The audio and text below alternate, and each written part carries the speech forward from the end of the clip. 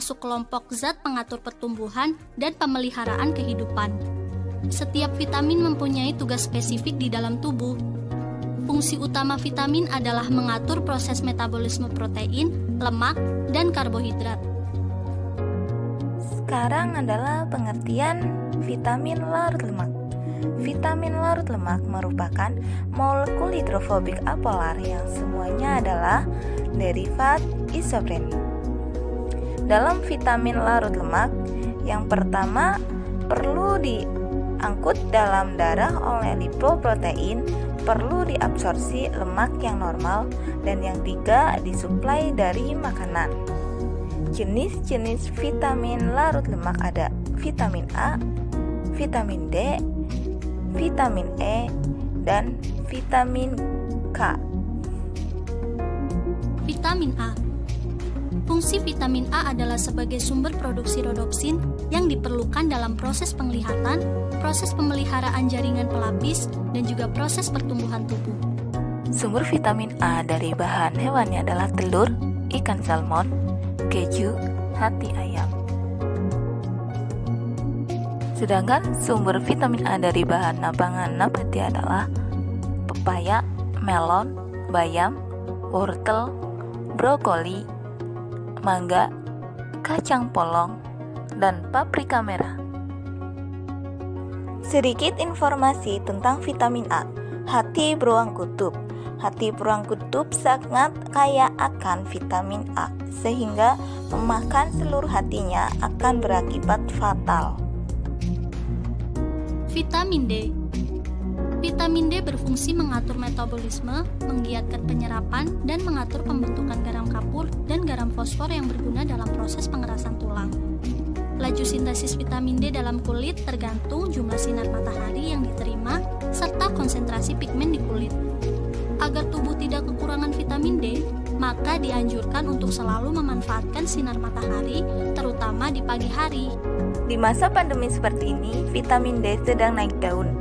Bagaimana tidak, selain untuk kesehatan tulang, fungsi otot, dan pertumbuhan sel, vitamin D juga berfungsi untuk meningkatkan imunitas. Lalu bagaimana ya cara memperoleh vitamin D?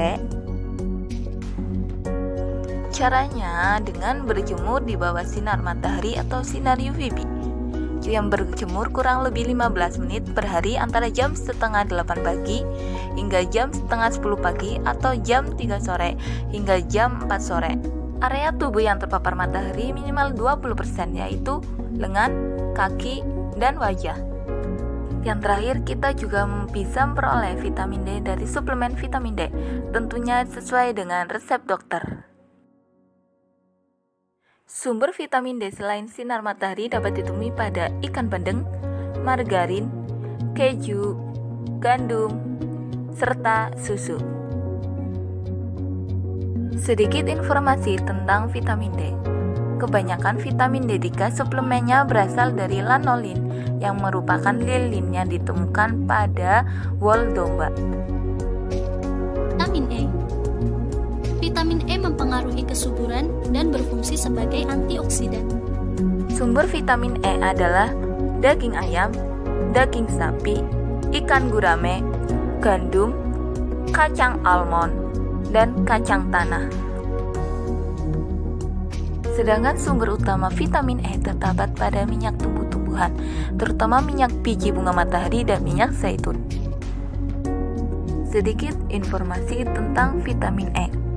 Vitamin E ditemukan 80 tahun yang lalu sebagai komponen di dalam minyak sayur yang penting dalam atau untuk reproduksi tikus yang disebut tocopherol dalam bahasa Yunani. Tokos artinya keturunan.